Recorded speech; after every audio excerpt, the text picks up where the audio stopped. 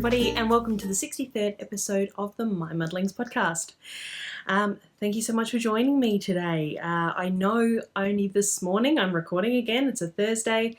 I know only this morning I finally uploaded last week's episode. I don't know how I forgot to upload it over the weekend, but I did. And so basically that episode was uploaded over 3 days, trying to get it up for you guys, you folks. Sorry about the delay on that one, but it's up now, so it's up there for your viewing pleasure. And I'm here again today to record. Today is the 11th or the 12th, I can't even remember. Let me check my iPad. It is the 12th of April, and I do have a bit to talk about today. I'm going to have another Muddled Musings section, but before I start with that, I thought I might do just a little bit of housekeeping. Recently I realised that I never had a response from one of our winners for the 2017 Stash Down Along that we held last year. So because of that, I thought I'd better redraw, which I did. And from my spreadsheet that had the everybody who actually posted FOs in the thread for that giveaway, the competition, the make-along, whatever you want to call it. I know I had a lot of trouble last year figuring out what to call that actual make-along. From my spreadsheet, I redrew, and Esaku was our winner. So that is Erin, who is Remade by Hand. So she was actually one of our sponsors. She got redrawn. So what I have here, it's your choice, Erin. Quickly, I don't think you spin. So this was part of the prize. I don't think you spin. So I'm happy to put in a skein of my own hand spun that I have previously done as part of your prize. And you can also choose between 2 project bags from Tam's Crafty Knits. That is also who the fibre was from. It comes with a DPN cozy and some stitch markers. So that is the first option there. And the second option is this one here. So Erin, when you see this, please do let me know and I will arrange to get your prize out to you. And of course, the same as last time, if I actually remember, you have 2 weeks to respond. If you don't respond, I'll redraw again. So that's our first one. And the second one is I've finally done a random draw for our Whip It Good make-along that we are doing over in the Ravelry group this year. So I went to the FO thread and I randomly chose a post, and I can't actually remember, did I write it down? Yes, post 18 is what I drew, which is who is Soldier's Angel, who is Denali, who is one of my very lovely customers and online friends. So Denali, you have won this Knit and Stitch Bits project bag. So it's a nice big one. I think this is called her large size. So it's this lovely grey with the leaf pattern on it, and it has a dark grey polka dot inside. So Denali, please do let me know when you see this and I will arrange to get this posted out to you. Alright, so that's the 2 prize draws that I had to do, and that's probably about the only housekeeping that I really need to mention, apart from the fact that we do have the Whip It Good make-along going on over in the Ravelry group. You must be a member of the group to win prizes. I have a chatter thread over there and I have an FO thread, so get working on those whips, enter them in the FO thread and you may be winning a prize as well. So I hope you can join us. Alright, so I guess I can move on to my muddled musings for today. Hopefully I won't go on for too long. It is something that's kind of come to my mind recently. If you follow my blog, you will have noticed that I did do a post the other day about being overwhelmed and just sort of, I guess overwhelmed is probably the best word, by the amount of yarn that I own. If you're a long-time viewer of the podcast, you'll know all of the yarn that I have behind me, and I show my acquisitions from time to time. I don't do it a whole ton. That being said, I'm worried about my stash. I have some acquisitions to show you today, of course. So I've been watching Michelle's podcast of My So-Called Handmade Life, and she's been talking recently in, which episode was it? I can't actually say the word. I'll put it in the show notes so that you guys can find it. And she's basically talking about a book, and which I also wrote about in the blog post, called The Year of Less by Kate Flanders. And as part of her discussions about that and responding, response that she's had from people who follow her podcast, you should check her out if you haven't already. She's a very, very lovely lady. And anyway, she was talking about some of the responses that she had of people who get caught up in the need to consume and the consumption cycle that happens, where we, every season we go and get new clothes, and about the ethical dilemmas of cheap fashion clothing that just gets cycled through, that, throwaway fashion, I guess you could say, and how potentially, making our own clothing, trying to be mindful of where we purchase clothing, being mindful of just spending in general and not getting caught up in that consumption cycle. And it really had me thinking, because recently, I think I mentioned in the last podcast that I've redone my craft room. I've moved it around. I now have a desk in here. And just through the moving of that is seeing what I have in here and becoming overwhelmed by it, actually. And that's what prompted the blog post. And I know a lot of what I have here have been impulse purchases. I've always had an issue with impulse control when it comes to spending money. And the crazy thing is I'm actually really good at managing money. We live quite frugally, as Michelle has mentioned, that she's gotten the impression that I do live frugally, and we do. As I've mentioned before, Simon has a full-time job, so we pretty much live on just his wage. And by no means, he's a forklift driver, he's a warehouse picker and packer, storeman, I guess he's called. So by no means does he get paid exceptionally well for that. He does get paid well in comparison to other people who do his job, but it's by no means mind-blowing. So we are very frugal. We try not to overspend too much money. So, however, we save money, but I do often have, and especially now that I have my business and I'm earning money, small amounts of money, most of it goes back in at this stage, but I do take little bits and pieces just as a perk for myself, just to, keep me going. And I have trouble saying no to myself, and the fact that so much can be purchased online now, where you can save your credit card details into your browser or whatever, and you can, Amazon stores your your credit card details, and you can buy with one click and it's all done. And yeah, with my already well ingrained issues with having impulse control and spending money, it's very easy for me to do in today's, technologically, controlled world. And just by listening to Michelle, and who is also a very frugal person, just becoming aware of what you spend your money on and whether it's a necessary purchase, and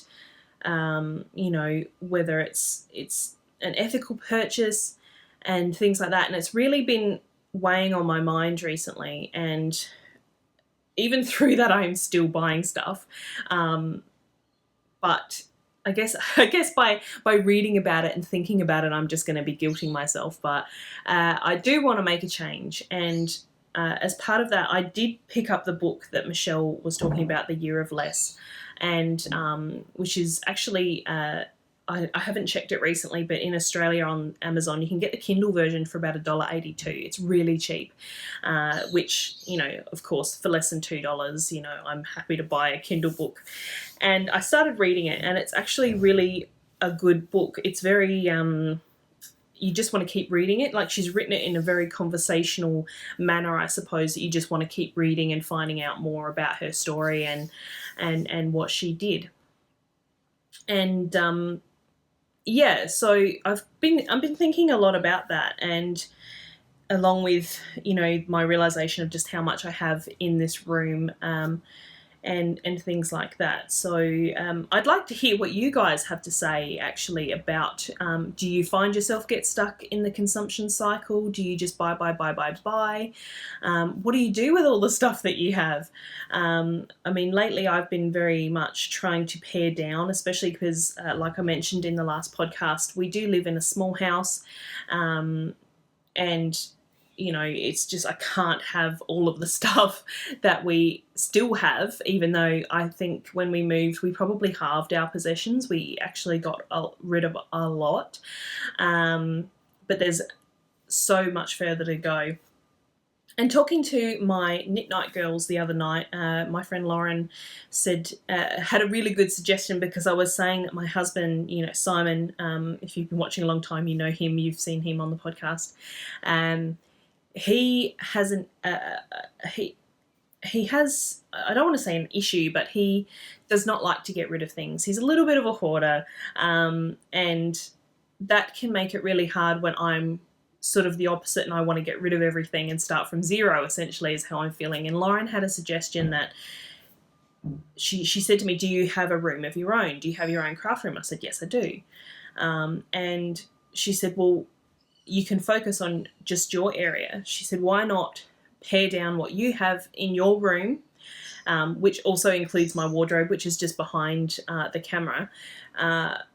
Why not pare down your room to the point where you feel comfortable, and then when you do get overwhelmed with Simon's things in the rest of the house, that you can retreat to your room and feel comfortable and less cluttered and more free in your space. And I thought that was a really good idea, and I hadn't really thought about that.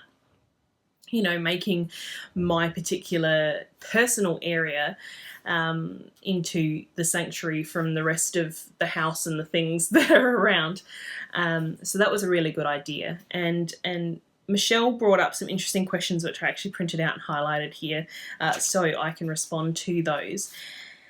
And she's actually asked me, does podcasting and being a hand dyer make me more tempted to purchase yarn and things like that? And to a certain extent, yes, but not necessarily. Like, I don't feel like it's a thing that I need to do in order to be a podcaster, especially because I am aware that I have all of this yarn all over the place in my room. I don't feel the urge to purchase because of the podcast. Of course, I do like having nice materials to use and to show, but I don't find that the podcast is a driving force of that because of the impulse control that I have already talked about. So yeah, I would say no, but to a certain extent, I guess I want to have nice topical things to show people on the podcast, but I don't feel that I let that really get over the top and in the way of things. And she was saying here that one of her responders, Sarah, who was a podcaster, I'm not aware of what podcast she actually did, but she was saying that she's actually had to take a break from the yarn on social media and to quit podcasting because it was just driving her to buy and spend money. And that's actually really kind of sad to me. I feel sad for Sarah that she had to give up something that, you know, so much of us love with the social media and podcasting. You know, we make connections with the podcasters that we watch, and it's quite sad. I feel quite sad for Sarah that she's lost that outlet and the friends that you have around your podcasting.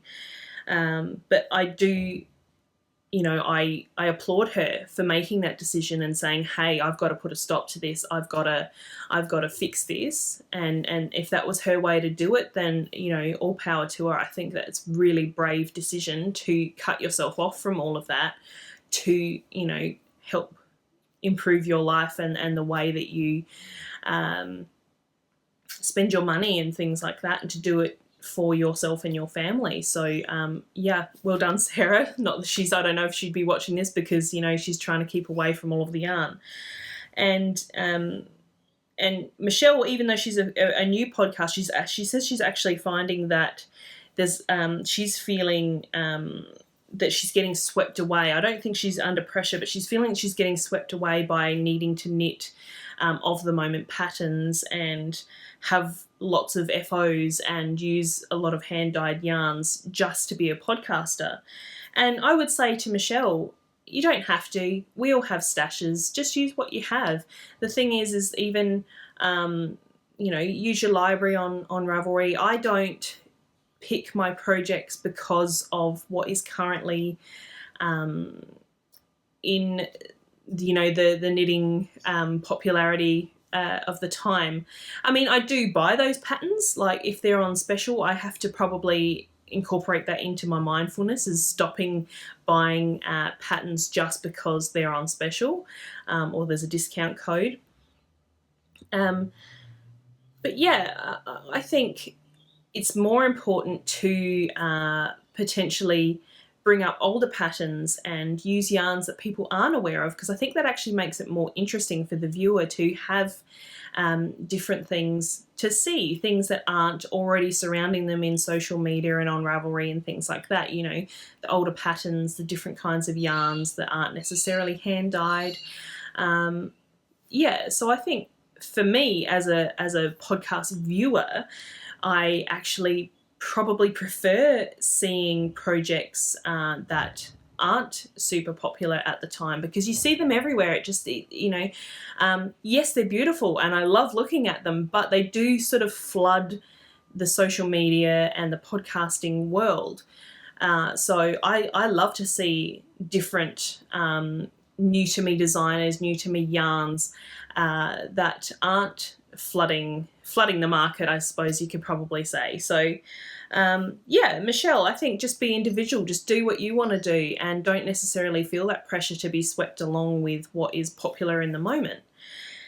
And so yeah, she was just asking, does podcasting and social media form part of why I've lately begun to purchase more than what I really want to?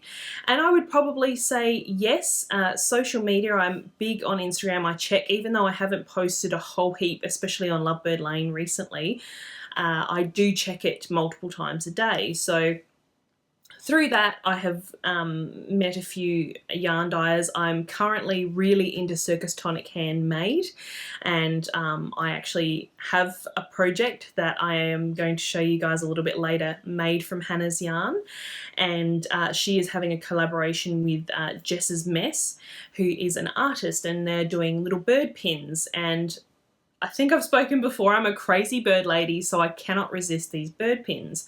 And because she's doing the collaboration, there's a collaboration between Hannah and Jess, I'm feeling compelled to purchase the yarn and the pin sets that they are doing together, because I'm a crazy bird lady and I want to have them on my project bag. So yeah, I would say that that's definitely as a result of social media. And I personally feel that I'm not in the position where I want to give up social media. A lot of my business comes from social media and the interactions and the friends that I make on there. I'm posting more recently on... Sorry, there's a shrike right outside my window. Crazy bird lady, very excited.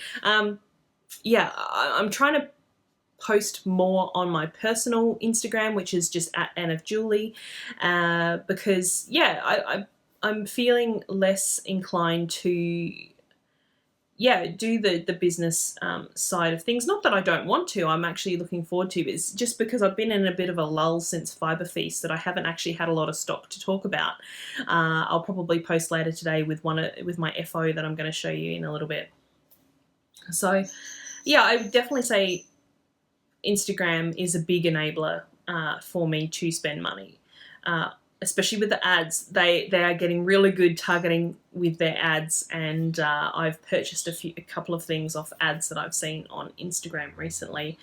So, I mean, not that that's a bad thing. They've been very useful things that have filled a gap in my life. Instagram, I'm going to have to learn to be a little bit stronger with Instagram and not clicking that shop now link that comes up on a lot of the promotions and things like that. And one other point that Michelle made in her response to me was that she can feel sometimes like she's just been to I think it was DWF Fiber Feast that was on Fiber Fest that was on over in Texas recently, and she said that she only brought cash, so she knew that once that was gone she was done. But she said she felt a little stuffed when she left, almost like she'd eaten too much, and one of her commenters had said that as well, that they feel sometimes that they've eaten too much. And honestly, that is how I feel in this room. It's beginning to make me feel really physically uncomfortable in this room, like I'm just stuffed. And yeah, that's something that I really want to remedy. So anyway, that's kind of my little bit of a muddled musing today, just to think about the consumption. You know, do you guys find that social media does make you want to consume more? How do you feel about the Bangladeshi, children making all of the cheap clothing that's in our chain stores and our department stores and things like that? You know, do you make your own clothing specifically because of those things that are happening around the world, and you're in an effort to quash the constant consumption and the encouragement of consumption?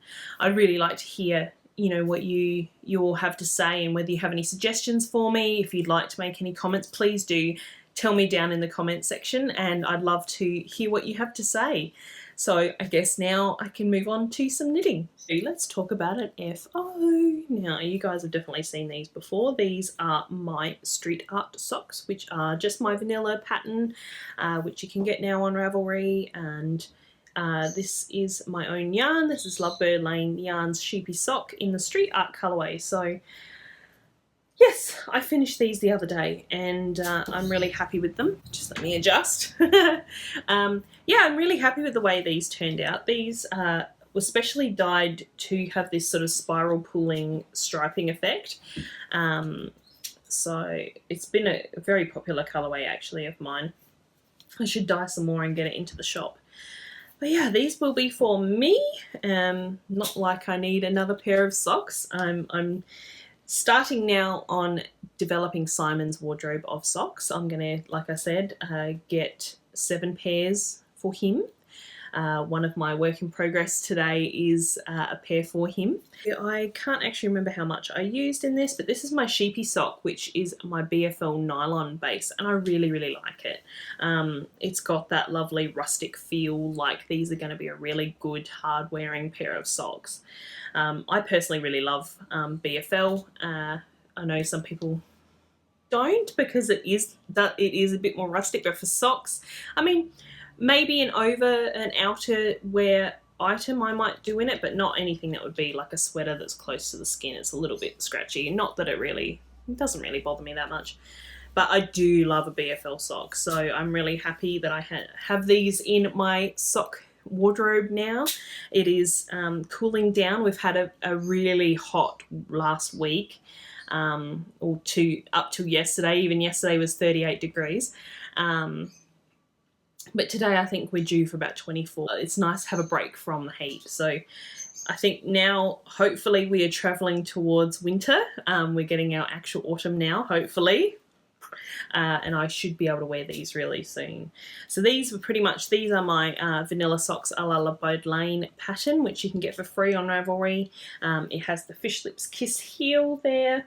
And I know I mentioned, nearly dropped one. I know I mentioned I had a problem with the first one that I did, when I had to rip out the heel multiple times and had to re-kitchener the toe multiple times.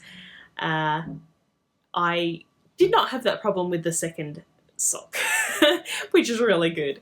They were a lot quicker for the fact that I didn't need to keep redoing those two things. So that is my pair of socks. That is my FO for this week. I have 2 things that I have been knitting. This first one that I'm going to show you is the Circus Tonic handmade yarn project that I am working on. And now I just want to do a quick spoiler alert, and this is the Helen Stewart Impressionist Mystery Knit Along that she is currently doing. However, I have not finished Clue 1 yet, so potentially if you are knitting it, you'll pass me anyway, but I just thought I'd put the spoiler alert in there just in case any of you do not want to see what this shawl is. I will try and figure out what the time that you can skip ahead to is and put it in the down bar for you in case you do want to miss it.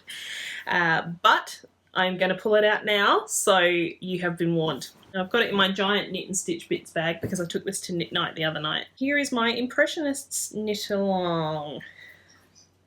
Let me just get it all spread out because it is a crescent shawl, so it is quite long. And there we go. This is what I have done so far. Let's turn it around so you can see it properly. So I'm using, as I said, Circus Tonic handmade yarn, and this is on her single ply fingering base. And I really am loving this. I've been, like, in the last year probably become the biggest convert to a single ply yarn. Prior to this, I really didn't enjoy working with it. But this is beautiful, and I've since also got in singles yarn for my own shop, so I'm a little bit all over it at the moment. I love my singles yarn. So I have 3 colours, and these were actually purchased I think at the end of last year, just before I put myself on a yarn diet. Well, the yarn diet that I've broken repeatedly this year. Yeah, so this was a purchase from last year, and I have 3 colours. Obviously the Impressionists Mystery Knit Along is for 3 colours, and this first one here is called Red Capped Flower Pecker. So I believe that is one of Hannah's colourways inspired by a bird. I have broken the yarn off now because I've finished with colour A. So that is it in the ball. There, it's kind of like a soft pink with coral and purple and black speckles through it.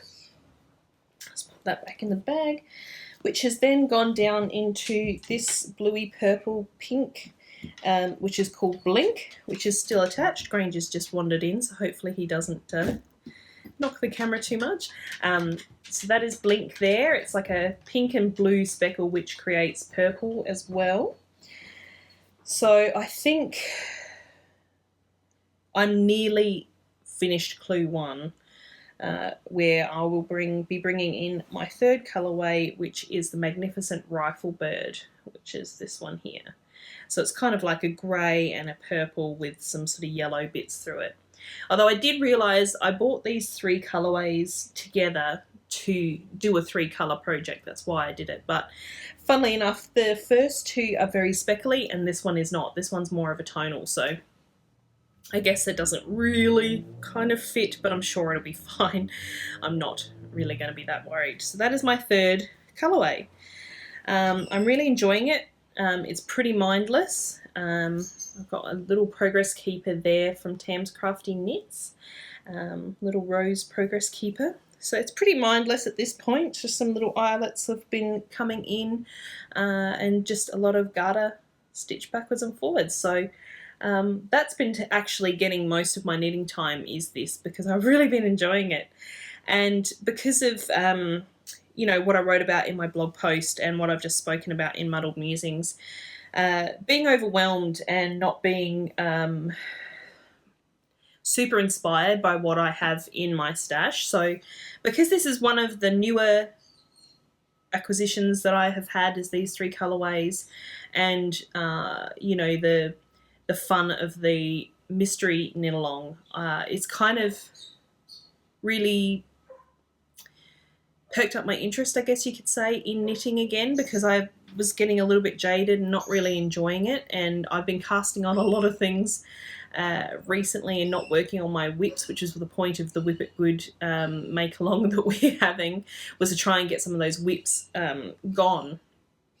But I've been finding that I've been casting on other things because I just am not enthused, I guess you could say. The thing is with my other projects is that I do want them, so that's why I haven't frogged them. But anyway, this was is kind of been a kickstart to my knitting mojo again, and I've really been enjoying this. All of you who were afraid of spoilers, it is back in the bag. It has been contained. You do not need to look away anymore. And my other work in progress is, as I said before, socks for Simon. So this is some yarn that has been in my stash for a super, super long time. And it is a self-striping, and it is from Mustache Yarns. So this was her Dark Side of the Moon extended play version. And Simon is a big Pink Floyd fan, so I knew he had to have some Dark Side of the Moon socks. So this has really honestly been in my stash for a super long time. I can't remember how long. I'll put it in the down bar because I think it's got to be at least 2 or 3 years that it has been in my stash. So I only started it the other day after I finished my other pair of socks, and I'm just about through my first rainbow. So yeah, these are going pretty well. I've been having some pain, I think I mentioned last week, in my hand from the crocheting, things like that, and it's actually made its way up my arm. So socks, because of the way I tension, I actually knit my socks like that. So it's all in, got too much slack. It's all in my right hand and my wrist and that kind of thing. So I'm finding that is not helping with the pain that I have been suffering up and down my right arm. So that's probably also why I've been working on the Impressionist cowl a lot more. But yeah, these are really fun. I'm super excited for him to have these, and as it's getting closer to winter and hopefully the weather is getting cooler now, he'll need some of these pretty soon. So he already has one pair of socks, and this is the second, and I just dyed up some of my Swindon sock base in a black to do cuffs, heels and toes in the black, so I can maintain the stripe progression across the foot. That is the other one. This is just my basic vanilla sock recipe again. Vanilla socks a la Lovebird Lane if you want to find out what I do. And yeah, I'll just be working away on these as and when I can with the pain in my arm. It's not as bad today as it was 2 days ago. I've been trying to stay away from these a little bit just to rest my arm. But I guess I'll work on those over time. He'll get them by winter, definitely. And I think I'm also going to start, I mentioned about doing the random active sock for my friends on a podcast. I can't remember which podcast, it was a while ago. Yeah, random active sock for my friends. So I'm thinking I might finally put up that Facebook post and asking people if they'd like a pair of hand knit socks, because that will get a lot of the stash out of my cupboards here. So yeah, that's all I have been working on, just those 2 items. Mostly, yeah, the Impressionist cowl, and I've got a fly buzzing around me. Where on earth did that come from? Hopefully that's not too distracting for you or me. So yeah, that's all I've been working on. I guess now I can move on to a little bit of acquisitions that I did have, because yeah, I don't know why. One of them has a reason. The other one was an impulse that led to the one with a reason. Well, I've been on Eat Sleep Knit again. You guys know that I like that website. I basically got an email the other day because I previously had purchased 10,000 yards in a year. I've become part of their 10K club. And as part of that, you get pre-sales on their exclusives and things like that are never to be repeated colourways in small quantities. So I got an email, and if you've been following me for a while, you know that purple and teal are my favourite colours, and I love having them together. So this came up.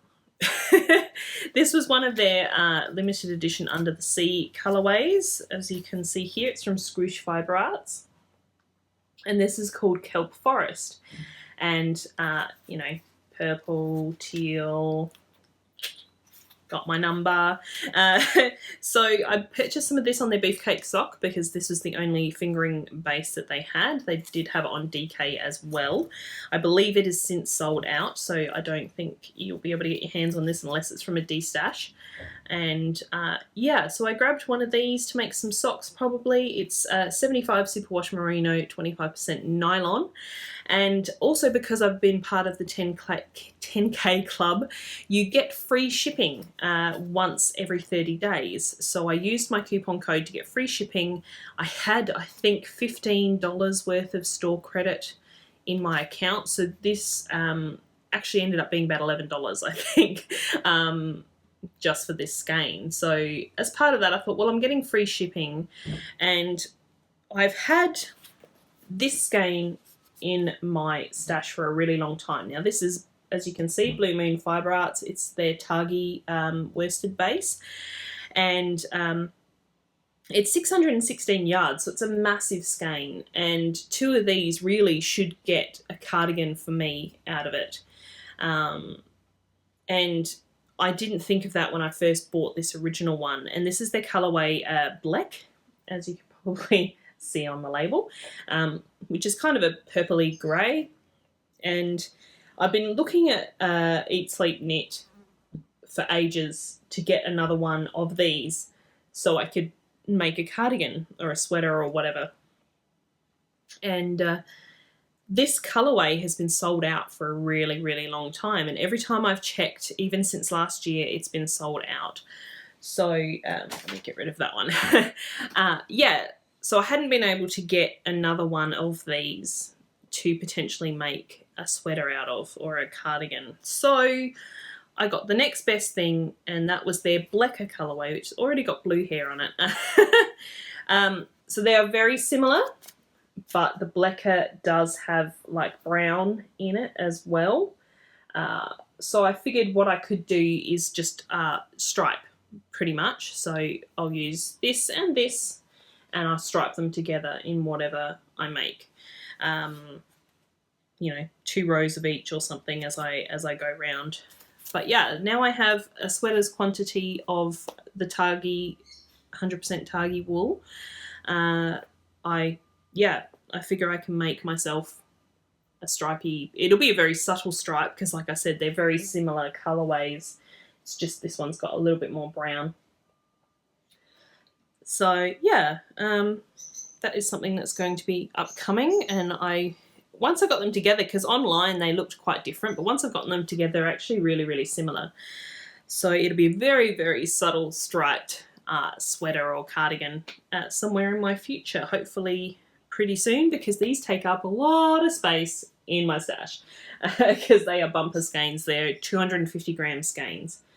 So yeah, so I bought the Blecker as well as the Kelp Forest.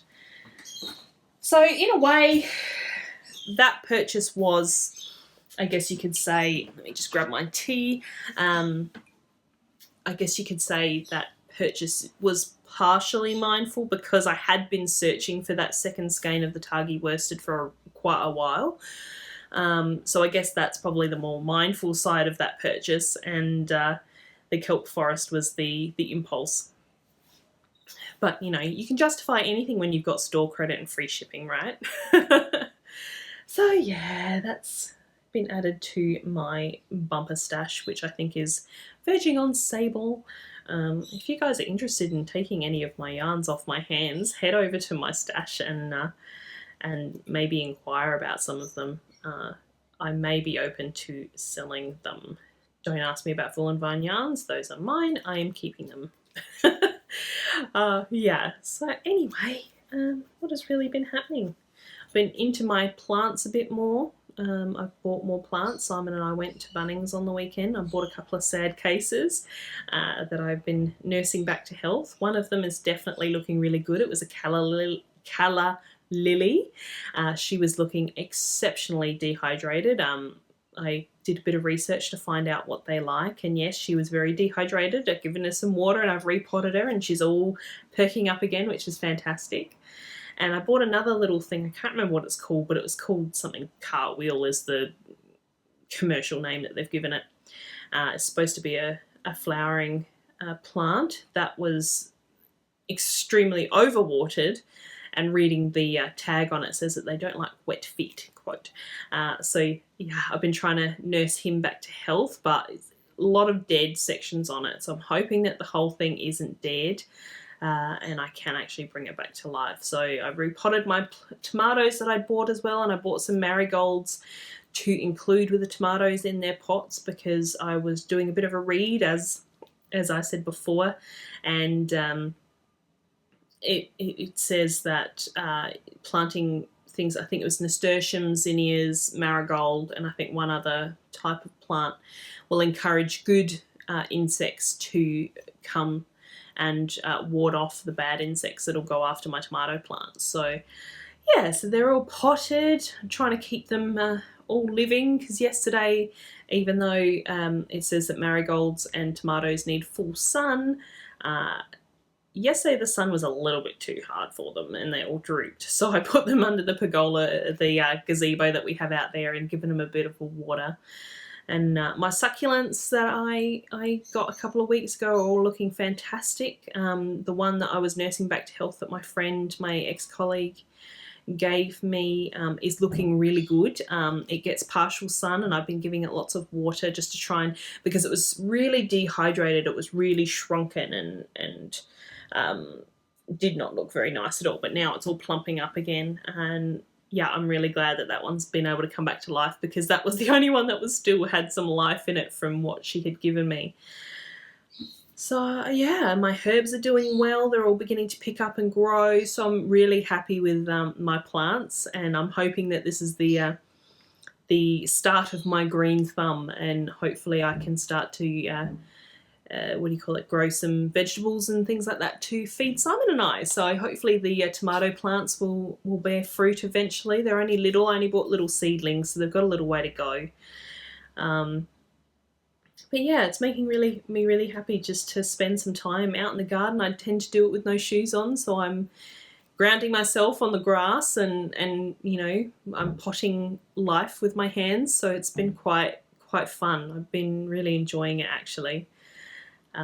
Just make something a little bit different. I think it's like we had a discussion at knit night again the other night. My friend Cassie was saying that she has all of these ideas and inspirations, but she just doesn't know how to translate them and turn that into, she has ideas, she knows what she wants to do, whereas I feel like I have inspiration, but I don't know what to do with it. So I think it's nice to have a new, I guess, hobby outlet for myself in the gardening, just to have something to care for too, because it's although plants aren't really animate, it's nice to have something living that you can nurture and look after, and that, you know, reward you with their blooms and their growth, and eventually hopefully food as well. So that just that's really inspiring me lately, is to work on my plants and make sure that they're all looking good.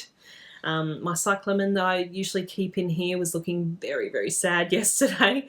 So I took it into the kitchen and gave it some water, and she's all perked up again as well. So yeah, I don't think we really have done very much. I forgot to actually mention last week, I went ice skating. The reason I laugh is that I, previous to last Tuesday, not one just gone, the week before, my friend Emma just randomly said to me a couple of weeks ago, do you want to go ice skating? And I'm like, sure. And previously I'd only ever gone once in my life. And I don't remember being very good at it. But anyway, I thought, oh, that'd be fun just to take a day and go and ice skate with a friend. So we headed off to the ice arena here, which is very close to me. It's in Theberton. Yeah, so we went ice skating. When we first got there, because the ice skates are always crap. Like, they've got no padding in them whatsoever, and my feet were killing me from the bare plastic inside the ice skates. And my knee, I do have problems with my knees. I don't know whether I've ever told you guys that before, but because I've been a big girl for quite a while, my knees are beginning to suffer, which is also why I want to do this intermittent fasting to try and get some weight off quickly. Yeah, so I had a bit of issue with my knees. I was in quite a bit of pain while I was ice skating, but it was so much fun that I just had to keep going. I'd rest every few rounds, and anyway, when we first got there, we went on the big ice, and it was so slippery, and everybody was saying, like, seasoned skaters that clearly knew what they were doing were saying it's really slippery today. So that wasn't helpful. I got halfway round and I was diagonally opposite the entry onto the ice, and I started having a panic attack, so that was fantastic as well. But yeah, my friend Emma looked more freaked out than what she really needed to be, because I just breathed through it. I was okay, I got through it. And we spent some time on the small ice, because they have the large ice and they have the small ice. And the small ice, I guess, is for kids. Kids and beginners, they did say. They didn't say it was kids only or anything like that. It was kids and beginners. And I used what they call a skating aid, which looks like a walking frame. So yeah, I spent some time on the walking frame, just getting around, getting my feet under me. And in the end, I was able to comfortably skate around the big ice. So I was really, really pleased with that. So that was something that I forgot to tell you guys about last week, that I really... it was really fun. I had a lot of fun. It was really nice just to take a day with a friend and spend some time, you know, doing something, I guess, active. Potentially you could describe it as childlike, going ice skating. I don't know. I know a lot of adults, you know, all you ice hockey fans in the US and in Canada and things like that. Don't go screaming at me. But yeah, just because I only, you know, roller skating and ice skating and things like that, for me, have only really been things that I have done in my youth when I was a teenager. So to do something like that at 35 was it was pretty fun. It was really good. I really enjoyed it, and I do want to go back. And we also noticed when we went, because we're both roller skaters, I'm much better at roller skating. And my friend Emma has had roller skating lessons and things like that, so we're both much more confident with roller skating. And we noticed that there was actually a skate rink at the ice arena for roller skating, so we might try that another time. But yeah, that was really fun. But this week's been pretty quiet. I've pretty much been working on my shawl and waiting for my yarn, my bear yarn orders to come in. I've had two of them come in. I'm still waiting on another. And yeah, so I've had a couple of new to me. If you guys, if you peeps, I shouldn't say guys. I keep saying guys, and I feel like that is so anti-feminist of me. If you folks like podcasts and TV with your knitting, I've actually discovered 2 new things this week. One of them is a podcast called Conspiracy Theories. I think it's a relatively new podcast because there was only, I think, about 10 episodes. They've just released one today when I checked my feed, and that's really interesting. It's a man and a woman that do these conspiracy theories. They've done Princess Diana, which was fascinating. They did the Illuminati, they've done Reefer Madness, and I just finished listening to The Death of Kurt Cobain. So yeah, that's been really, really fun. I've been binging that pretty much this week, and I've been quite enjoying that one. And yeah, so that's called Conspiracy Theories. And I also found a television show yesterday on Netflix called Requiem, which I've been really enjoying because I think I've spoken before. I'm a bit of a ghost nerd. I love supernatural things. I routinely listen to creepypastas and true horror ghost story things, and I love that. And yeah, so I found this show. I'm halfway through. It's only 6 episodes. I've watched 3.